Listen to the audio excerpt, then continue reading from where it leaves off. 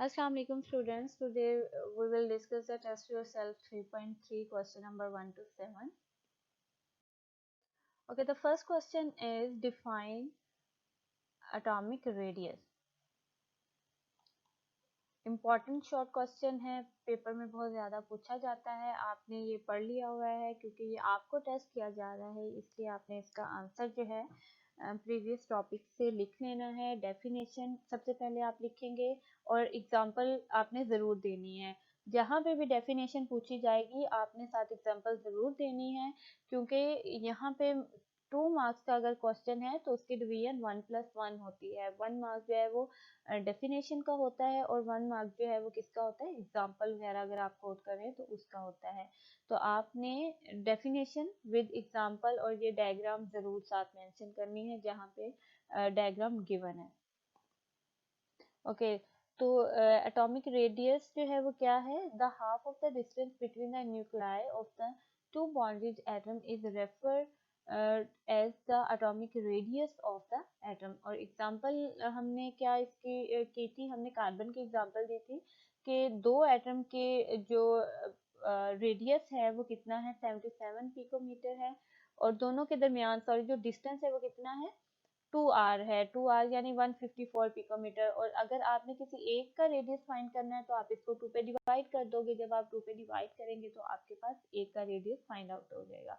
ठीक है, ये हम प्रीवियसली डिस्कस कर चुके हैं इसको डिटेल में। Okay, second question is what are SI units of atomic radius. Atomic radius का जो है एसआई यूनिट क्या है, आप ने फिजिक्स में जो है एसआई यूनिट्स जो है चैप्टर 1 में अगर आपने इसको डिटेल में पढ़ा होगा कि यूनिट्स वाले जो है वो बेसिक हैं या ड्राइव यूनिट्स आपने पढ़े हैं। इसी तरह यहाँ पे क्वेश्चन क्या है कि एसआई यूनिट क्या है, रेडियस का एसआई यूनिट क्या है। ठीक है, तो एटॉमिक रेडियस का जो, क्योंकि एटम का साइज बहुत ज़्यादा छोटा होता है, इसको हम मीटर में जो है वो मेजर जो है वो नहीं कर सकते, इसलिए एटॉमिक रेडियस को हम किस में मेजर करते हैं, पिकोमीटर में करते हैं। पिकोमीटर कितनी वैल्यू है, 10⁻⁻12 मीटर। ठीक है, माइनस में जितनी वैल्यू बड़ी होगी उतनी ही वो, मतलब -12 है तो इसका मतलब है वो वैल्यू उतनी ज्यादा जो है वो कितनी होती, क्या होती है, स्मॉलर होती है। ठीक है, अगर ये 10⁻12 होता तो इसका मतलब है ये 1000 और मतलब वैल्यू जो है बहुत ज्यादा बड़ी होती।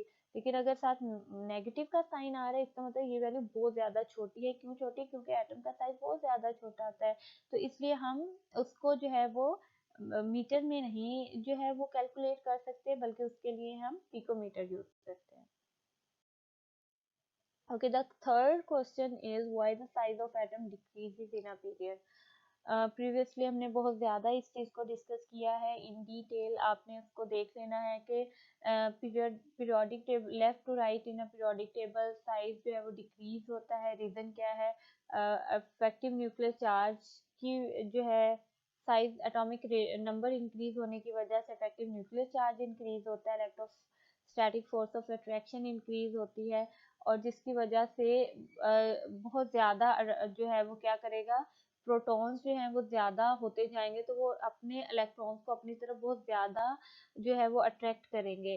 तो अट्रैक्शन की वजह से उनका साइज जो है वो क्या हो जाता है, कॉन्ट्रैक्ट हो जाता है।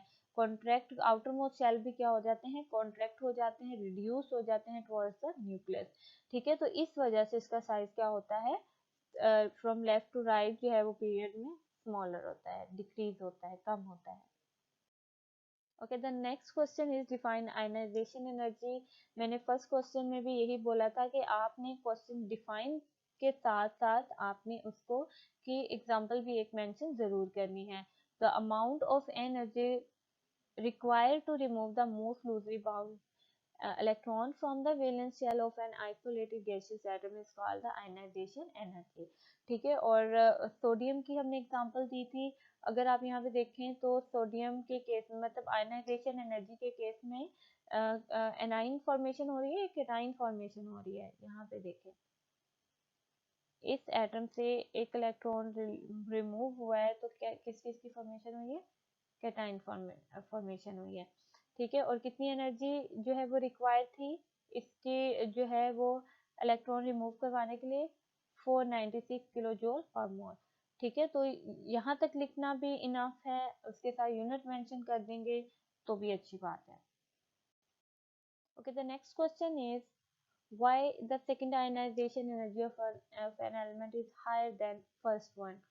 क्योंकि हमने इस चीज को डिटेल में डिस्कस किया था कि एक एटम के अंदर जितने प्रोटॉन होते हैं उतने ही इलेक्ट्रॉन होते हैं, लेकिन जैसे ही फर्स्ट इलेक्ट्रॉन जो है वो रिमूव होता है, फर्स्ट इलेक्ट्रॉन जब आउटर मोस्ट शेल से रिमूव होता है तो नंबर ऑफ इलेक्ट्रॉन क्या हो जाते हैं, कम हो जाते हैं और न्यूक्लियस के अंदर जो न्यूक्लियस का जो चार्ज है, पॉजिटिव चार्ज है, वो इंक्रीज हो जाता है, ज्यादा हो जाता है। तो वो ज्यादा चार्ज जो है वो अपने इलेक्ट्रॉन्स को ज्यादा मजबूती से अपनी तरफ जो है वो अट्रैक्ट करता है। इसलिए बाहर से अगर किस इलेक्ट्रॉन को रिमूव करवाना है तो उसको ज्यादा एफर्ट करनी पड़ेगी, ज्यादा एनर्जी लगानी पड़ेगी। जिस तरह अगर हमने मैग्नीशियम के केस में देखा था तो डबल एनर्जी, यानी अगर उसके केस में 7 आ रहा था तो सेकेंड आयनाइजेशन एनर्जी 14 में जा रही थी। ठीक है, यानी डबल एनर्जी लगानी पड़ रही थी। तो a monopositive gaseous ion has more proton than electrons.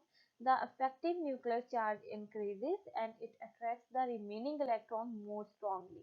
This removal of second electron becomes difficult. That is why second ionization energy is higher than first one.